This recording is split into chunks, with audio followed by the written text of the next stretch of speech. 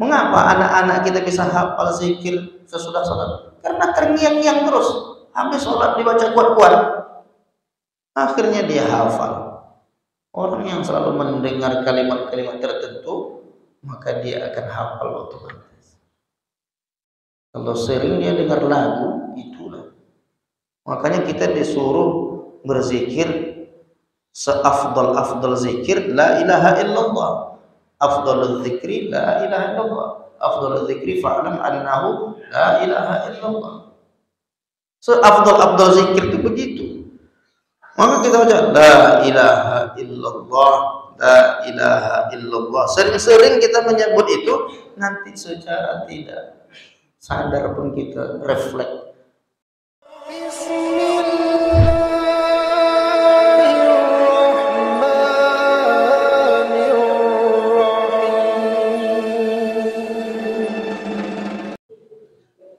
Suatu ketika berjalanlah dua orang sahabat Nabi. Diriwayatkan dari Abu Sa'id Al-Khudri, disebutkan hadis ini dalam Sunan Abi Dawud. Kharaja rajulani fi safar. Berjalanlah dua orang dalam sebuah perjalanan safar, disebutkan dalam hadis ini fahadaratis shalah, sampai akhirnya tibalah waktu salat. Walaysa ma'uhu ma'un, tidak ada air untuk berwudu. Sementara dalam Al-Quran disebutkan illam tajidu ma'an fatayammamu sa'idan thayyiban. Jika engkau tak menemukan air, hendaklah engkau bertayamum. Dan apa yang dilakukan dua sahabat Nabi ini? Fatayammama sa'idan thayyiban fasallaya. Akhirnya mereka benar-benar bertayamum. Bertayamumlah mereka berdua. Kemudian setelah tayamum mereka pun sholat. Lalu selesai sholat, lanjutkan perjalanan. Nah, ketika melanjutkan perjalanan ini, waktu sholatnya masih ada. Akhirnya ketika mereka menemukan air, terbayang untuk mengulang kembali sholat. Tadi kan tayamum tadi karena tak ada air.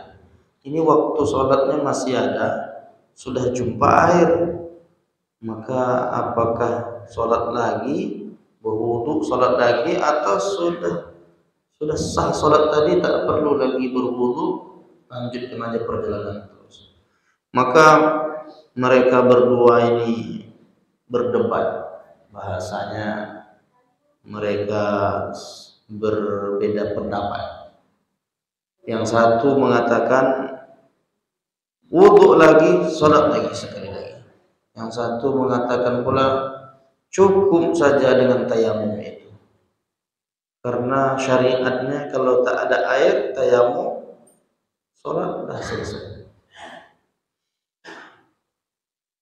Fa'ada ahaduhuma as-salah wal wudu wa lam yu'id al-akhar. Akhirnya memang benar-benar terjadi.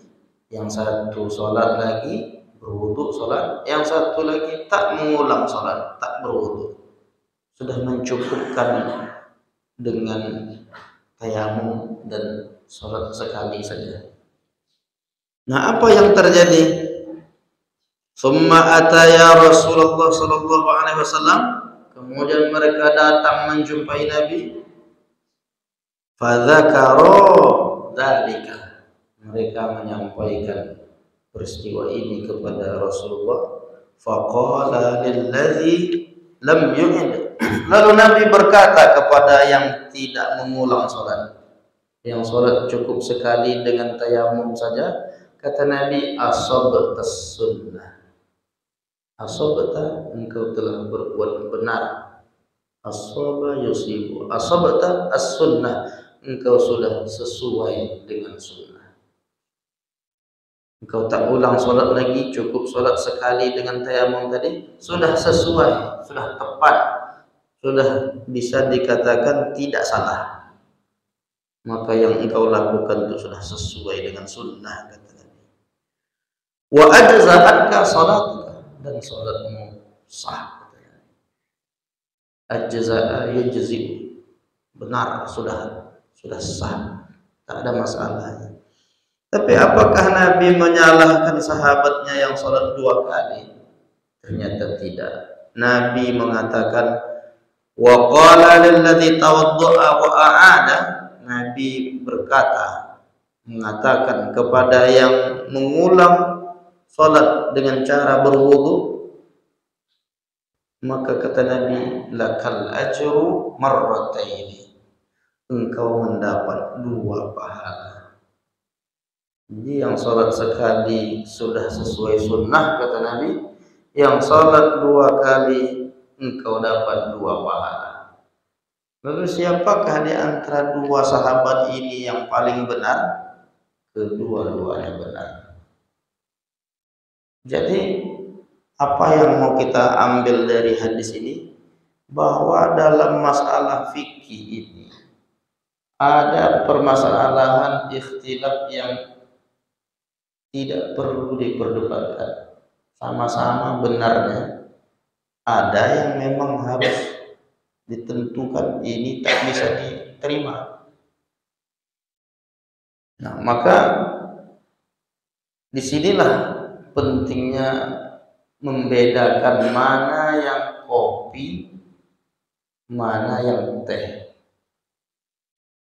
Jadi ada perbedaan kopi sama teh. Apakah perlu kita salahkan kopi? Itu selera dia. Selagi halal dia, jangan disalahkan. Tapi kalau antara teh dengan racun, nah itu baru kita tolak. Disuruh memilih kopi atau teh, kita ambil teh, ya nggak apa-apa. Tapi teh dengan racun, kita tak terima racun. Begitulah memandang ikhtilaf itu seyogianya. Nabi bersikap antara teh dengan kopi. Nabi kedua-duanya membenarkan. Yang minum teh boleh, yang minum kopi boleh. Begitu seharusnya memandang ikhtilaf masalah fikih. Tapi banyak orang yang teh itu pun dianggapnya racun ya. Udah jelas-jelas teh racun nih katanya. Dipaksanya orang harus minum kopi. Padahal itu masih dibenarkan. Sama seperti hadis ini, engkau sudah sesuai dengan sunnah. Engkau mendapat 2 pahala. Nabi tak mengatakan engkau dapat 1 pahala. Nabi katakan sudah sesuai. Memang begitu ketentuannya. Tapi yang ini juga tidak salah. Nah, itu menunjukkan bahwa jangankan di zaman kita hari ini yang sudah banyak permasalahan fikihnya, kan ada masalah kontemporer, masalah-masalah yang sejak dulu memang belum ada persoalannya. Jangankan zaman kita, sedangkan zaman Nabi, ikhtilaf itu di depan Nabi terjadi. Nabi yang menyaksikan langsung dan Nabi yang memberi kesimpulan. Nabi tidak mempersoalkan masalah perbedaan pendapat selagi masih dalam koridor hal-hal yang diperbolehkan. Jadi kita ukur aja kapan dia ikhtilaf itu masih wilayah yang diperbolehkan, kapan dia sudah sampai ke level yang tidak boleh sama sekali. Ya ada juga ikhtilaf itu di luar ahlu sunnah. Nah itu kalau kita masuk wilayah akidah, sudah masuk wilayah fikih yang antara teh dengan racun, itu kita tak terima. Jadi selagi dia masih dalam konteks ahlus sunnah wal jamaah, Hanafi, Maliki, Syafi'i, Hambali, kita toleransi. Karena dia sama-sama dibenarkan. Tapi kalau sudah menyeberang dia ke pemikiran Khawarij, ke Jabariyah, Qadariyah, Murji'ah, Mu'tazilah, itu udah wilayahnya udah menyimpang. Karena dia udah menyentuh sisi-sisi akidah. Jemaah yang dimuliakan Allah Ta'ala, itu poin pertama. Yang kedua, ternyata di masa Nabi itu bukan hanya sahabat, seperti tadi kan sahabat yang berbeda pendapat. Ternyata Nabi pun berbeda pendapat dengan sahabat.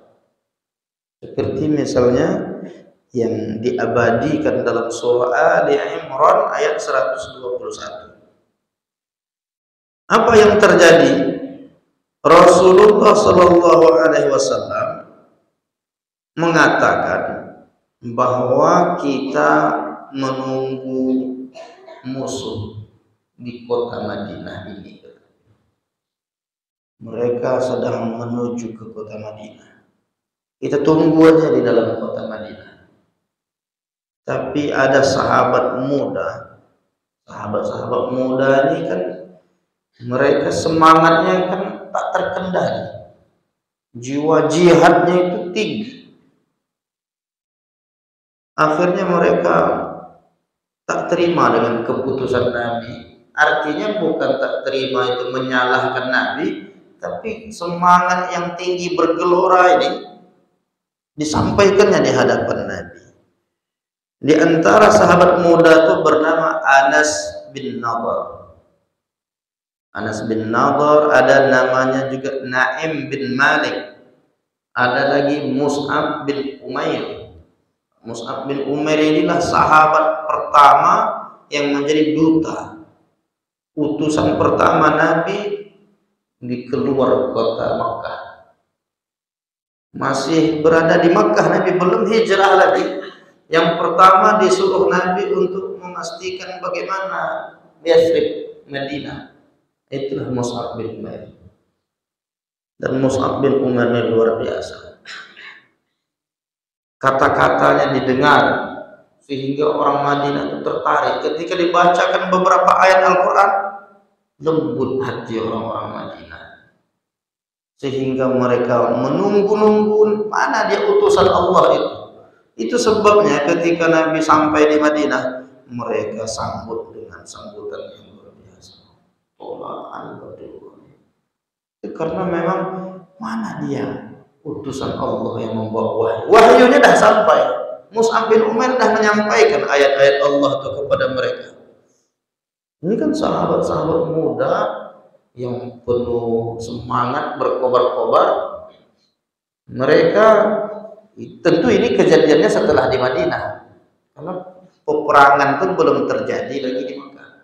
Sampai di Madinah, perang Badar, perang Uhud, dan ini perang Uhud. Ketika mereka sampai, ketika Nabi mengatakan, kita tetap tunggu di kota Madinah, kata sahabat muda ini, janganlah ya Rasulullah, kami ini semangat kami tinggi untuk berjihad, masa kita nunggu musuh? Kita songsong. Apa bahasa songsong? Kita jemput mereka di lapangan, di medan perang. Kalau kita nunggu, artinya kita tidak punya perjuangan ya Rasulullah. Izinkanlah kami menyongsong mereka. Nah, kira-kira seperti itu bahasanya. Dan ada lagi di antaranya Ibnu Jahsy. Ada juga di antaranya Abu Dujanah, ada lagi Sumairah. Mereka semua berharap pasukan kaum muslimin ini maju keluar kota Madinah, menyambut kehadiran mereka yang akan memerangi kaum muslimin itu. Nah, apa yang terjadi? Setelah mereka menyampaikan keinginan dan harapan mereka, akhirnya turun ayat untuk membenarkan pendapat sahabat-sahabat muda. Artinya Nabi beda pendapat dengan sahabat, dan Allah membenarkan permohonan sahabat-sahabat Nabi, dan akhirnya memang Nabi akhirnya keluar. Bahkan Nabi yang menempatkan mereka di posisi-posisi itu. Ayatnya, wa idh ghadawta min ahlika tubawwi'ul mu'minin mu'minin maq'ida lil qitali wallahu sami'un alim. Ingatlah ketika engkau berangkat di pagi hari menempatkan orang-orang beriman di beberapa tempat. Akhirnya Nabi yang setelah turun wahyu, Nabi yang menempatkan mereka. Diposisikanlah, karena dulu kan orang-orang Madinah ini dulu yang suku-suku lama Aus, Khazraj itu musuh berbuyutan. Tapi karena ayat Quran disampaikan, Nabi membina mereka, akhirnya bersatu. Nabi tempatkanlah di antaranya suku Aus dan Khazraj. Suku Aus digabungkan dengan kaum Ansar. Sahabat-sahabat yang dari Madinah digabungkan sebahagian dari suku Aus dan Ansar, lalu dipimpin suku Aus dan Ansar ini oleh Usaid bin Khudair. Kemudian ada lagi di antaranya kaum Muhajirin yang datang dari Makkah ke Madinah, yang umat Islam yang berhijrah, itu dipimpin oleh Mus'ab bin Umair. Ada lagi di antaranya suku Khazraj dan kaum Ansar, sebahagian kaum Ansar. Nah, itu bendera perangnya dipegang oleh Al-Habbab bin Munzir. Itu kalau yang megang bendera perang itu namanya panglima perang. Jadi suku Aus dan sebahagian kaum Ansar, siapa yang memimpin kelompok suku Aus dan Ansar ini? Nah, dipegang bendera perangnya oleh Usaid bin Khudair. Nabi yang menempatkan, ini suku Aus bersama Ansar di sebelah kanan, ini yang di sebelah kiri, ini yang memegang panah. Apa maknanya? Pendapat Nabi tadi tak disetujui oleh sahabat, bahkan Allah Ta'ala menyetujui pendapat sahabat-sahabat Nabi. Itu artinya berbeda pendapat itu tidak berarti salah. Sedangkan sahabat aja beda pendapat dengan Nabi, tetapi dengan cara-cara yang baik, dan Nabi pun membenarkan, apalagi sampai turun wahyu untuk membenarkan pendapat sahabat-sahabat muda ini. Ini kenapa ceritanya perang? Karena Palestina sedang diperangi. Jadi ceritanya tentang perang. Yang ketiga, ada pula hadis, dan hadis ini bahagian dari asbabun nuzul dari surah Al-Anfal ayat 67. Ternyata Nabi pernah juga berbeda pendapat dengan Umar bin Khattab radhiyallahu anhu. Memang Umar ini biasanya beda pendapat, selalu kritis. Bahasa kritisnya bukan menyalahkan Nabi, tapi dia mempertanyakan. Waktu dia masuk Islam, semangatnya kan juga seperti itu, tinggi semangatnya. Ya Rasulullah, bukankah kita di atas al-haq, di atas kebenaran? Ya, mengapa kita dakwah sembunyi-sembunyi? Ini kan sebetulnya bukan menyalahkan Nabi, maksudnya dia mempertanyakan, ini kan ajaran yang benar, kenapa tak kita terang-terangan? Kata Nabi, tunggu dulu, ada masanya nanti. Jadi dia selalu gitu. Sama dengan waktu Nabi sholat qasar dalam perjalanan, itu juga dipertanyakan oleh Umar. Ya Rasulullah, kenapa kita qasar sholat? Kita tidak dalam keadaan sulit, kita tidak dalam sedang perang, kita tidak dalam keadaan diusir musuh, kita dalam kondisi normal. Mengapa harus sholatnya 2 rakaat? Mengapa sholat zuhur dibuat 2 rakaat? Biasanya 4. Mengapa diqasar?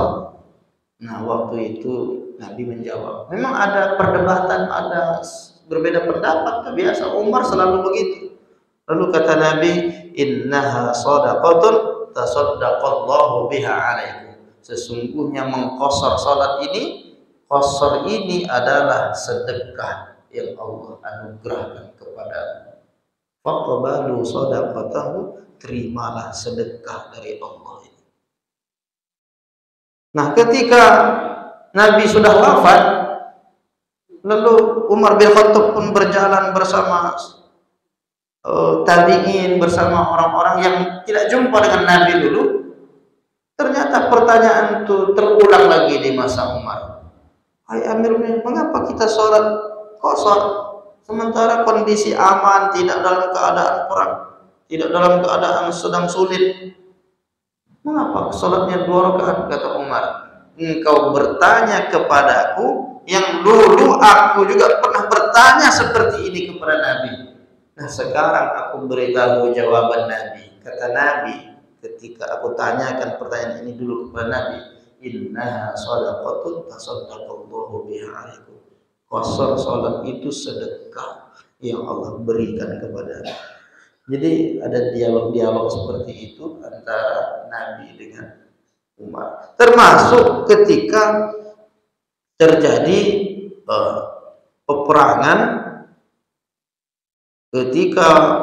peperangan, saat itu Nabi menghentikan peperangan. Nah, ketika Nabi menghentikan peperangan, kata Umar, kenapa dihentikan peperangan? Apa tidak sebaiknya kita lanjutkan peperangan? Peperangan ini belum usai ya Rasulullah. Nabi mengatakan kita cukupkan, hentikan peperangan. Karena kita sudah memiliki, kata Nabi, sudah memiliki kekuatan. Ini sebahagian dari harta rampasan perang sudah bisa kita kondisikan, termasuk senjata-senjata, anak panah dan lain sebagainya. Tapi kata Umar, kita belum selesai ya Rasul. Karena ada beberapa tawanan itu akan ditebus oleh orang-orang, ditebus. Kata Nabi, ya udah kita tebus.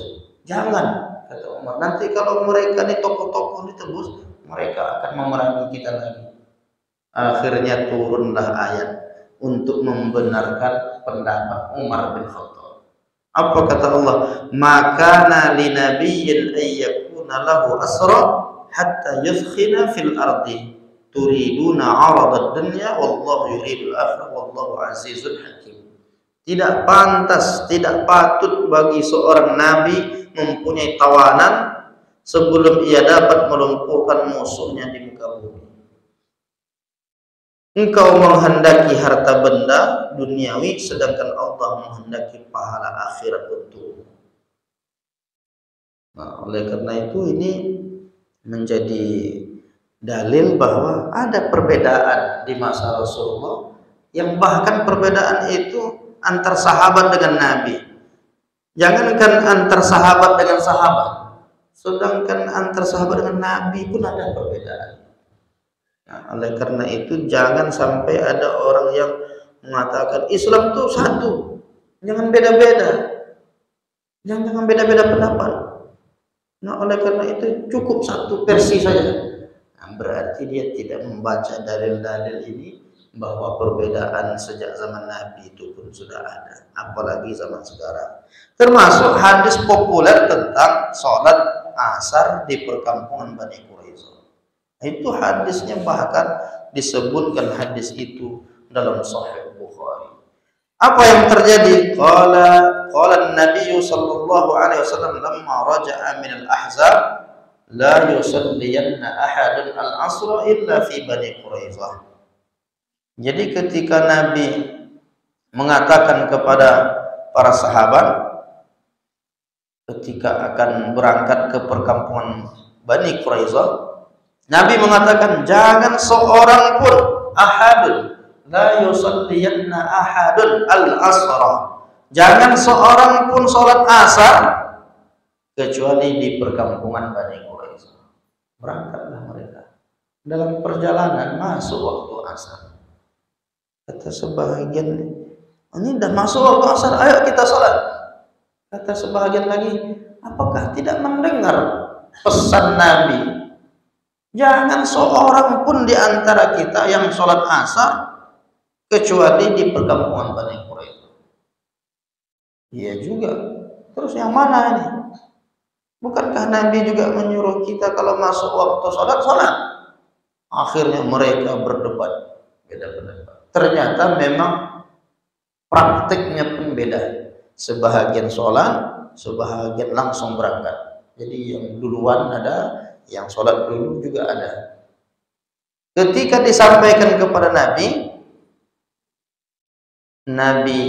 apa yang terjadi? Falam yu'annib wahidan minhum, tak seorang pun yang disalahkan Nabi. Tak seorang pun yang disalahkan Nabi. Tetapi Nabi mengatakan, yang aku maksudkan adalah berangkatlah cepat-cepat sehingga nanti sampai di perkampungan Bani Quraisyah, sholat asarnya di sana. Tapi Nabi nggak menyalahkan sholat yang di tengah jalan tadi, juga tidak menyalahkan yang bersegera berangkat, kedua-duanya diberi. Nah dari situ kita nampak, kadang-kadang teks itu kalau dipahami secara teks itu, kita memahaminya, oh ini teksnya begini ya, harus begini. Padahal ada makna di balik teks. Makanya banyak orang keliru itu memahami teks karena terlalu tekstual. Beragama ini membaca teks, baca terjemahan Al-Quran, itu belum tentu itu maksudnya. Banyak orang menyalahkan saudaranya yang berzikir kuat-kuat gara-gara memahami teks ayat wadhkur rabbaka fi nafsika tadarru'an wa khifatan wa dunal jahri minal qawli. Berzikirlah engkau dalam hati dengan merasa merendahkan diri kepada Allah, dengan penuh rasa takut, tidak mengeraskan suara. Itu teks. Duna tanpa, jahri jahar. Dunal jahri tanpa mengeraskan suara. Diambil ayat ini, terjemahannya dipakaikan ke imam yang habis sholat zikir jahar. Itu namanya memahami tekstual. Tadi lihatnya penjelasan ulama tentang ayat itu. Asal ada orang berzikir kuat-kuat langsung dianggapnya melanggar ayat. Mana ayatnya? Ini ayatnya wadunal jahri. Nah, itu namanya tekstual. Maka perlu memahami ayat itu dilihat penjelasan ulama. Padahal Imam Suyuti menjelaskan, justru kata Imam Suyuti, ayat itu tidak berbicara larangan zikir jahar. Memang disuruh kita zikir jahar. Kok bisa? Ayatnya jelas-jelas teksnya berzikirlah tanpa mengeraskan suara. Maka Imam Suyuti menjelaskan ayat ini dulu berlakunya di awal-awal Islam, karena setiap membaca ayat kuat-kuat diejek oleh orang musyrik. Bahkan Nabi membaca Quran dalam sholat malam didengar oleh orang musyrik, fayasubun al-Quran, mereka mencaci maki Al-Quran. Lalu turun ayat wala tajhar bi sholatika, jangan engkau jaharkan sholatmu. Ini jadi ayat itu turun berkaitan dengan apa? Dengan bacaan Nabi yang jahar di awal-awal Islam. Setelah di Madinah, setelah Nabi Isra Mi'raj, justru sholat itu ada yang dijaharkan. Subuh dijaharkan, Isya dijaharkan, Maghrib dijaharkan. Jadi ayat tadi tidak berkaitan dengan zikir jahar sesudah sholat. Begitu juga yang dijelaskan Imam As-Suyuti juga, fama'murun bil jahri li'annahu asyaddu ta'tsiran fi daf'iha. Disuruh kita berzikir jahar supaya berbekas dalam hati dan dia menolak was-was. Mahallul wasawisi wal khawatir. Kita ini tempatnya was-was. Kita ini kadang-kadang di hati kita ada lintasan-lintasan. Supaya lintasan-lintasan yang mengganggu hati kita ini hilang, maka ditolak dia dengan zikir kuat-kuat. Umar bin Khattab pun berzikir kuat-kuat. Ditanya, kenapa zikir kuat-kuat wahai Umar bin Khattab? Untuk menolak syaitan, untuk mengusir syaitan. Yang kedua, kata dia, selain untuk mengusir syaitan, untuk menghilangkan kantuk. Jadi kalau yang ngantuk-ngantuk, zikirlah kuat-kuat. Kalau ngantuk rasanya zikir kuat. Mengapa kita zikir di sela-sela tarawih itu kuat-kuat? Biar semangat sholat tarawih itu. Kalau zikir bawaannya ngantuk. Allahumma salli ala sayyidina Muhammad. Allahumma salli wa sallim wa barik alaih. Semangat sholat tarawih. Allahumma salli ala sayyidina wa habibina wa syafi'ina wa dhukhrina wa maulana Muhammad. Allahumma salli wa sallim alaih. Kira-kira begitu. Di antara tujuannya untuk memberi semangat dan dia berbekas. Apa yang selalu kita ucapkan kuat-kuat, dia terulang lagi, terngiang-ngiang. Kalau kita selalu menyanyi, itu nanti terngiang-ngiang lagi. Menyanyi kita agak setengah jam. Nanti walaupun kita tidak sedang khususkan diri kita menyanyi, yang sering kita ucapkan tadi itu dia terulang lagi tanpa sadar. Bagaimana kalau zikir? Zikir. Mengapa anak-anak kita bisa hafal zikir sesudah sholat? Karena terngiang-ngiang terus. Habis sholat dibaca kuat-kuat, akhirnya dia hafal. Orang yang selalu mendengar kalimat-kalimat tertentu, maka dia akan hafal otomatis. Kalau sering dia dengar lagu, itulah. Makanya kita disuruh berzikir seafdal zikir la ilaha illallah. Afdalul zikri la ilaha illallah. Afdalul zikri fa'lam annahu la ilaha illallah. Seafdal zikir itu begitu. Maka kita baca la ilaha illallah, la ilaha illallah. Sering-sering kita menyebut itu, nanti secara tidak sadar pun kita refleks. Itulah yang diharapkan di akhir hayat kita, yang kata Nabi, man kana akhiru kalamihi la ilaha illallah dakhalal jannah. Siapa yang akhir ucapannya la ilaha illallah, dia pasti masuk surga. Siapa yang bisa menyebut itu? Yang selalu berzikir la ilaha illallah. Dia refleks. Orang sedang sakit tak sadar, tapi karena sudah terbiasa, ketika diperdengarkan la ilaha illallah, refleks. Nah, itu keajaiban kita selalu berzikir kuat. Tapi kalau zikir pelan-pelan, nggak ada berbekas dalam hati. Maka saya selalu ceritakan itu, kalau menghafal dulu di sekolah, di pondok, itu di tembok-tembok, cari sudut-sudut tuh menghafal. Baca kuat-kuat, supaya apa? Supaya dia masuk ke dalam, terngiang-ngiang dia. Coba menghafal pelan-pelan, ngantuk bawaan. Jadi dia tak masuk dia menghafal. Begitulah makna daripada zikir jahar itu. Bahkan hadis-hadis tentang itu amat sangat banyak sekali. Paling tidak dengan kita memahami hadis-hadis tentang ikhtilaf, perbedaan pendapat masa Nabi ini, kita dihadapkan dengan persoalan perlu memahami teks-teks syariat, baik hadis-hadis Nabi maupun ayat-ayat Quran, perlu dilihat konteksnya. Tidak hanya terpaku pada teks, tapi apa maksudnya, kronologisnya seperti apa. Karena banyak orang keliru gara-gara memahami teks.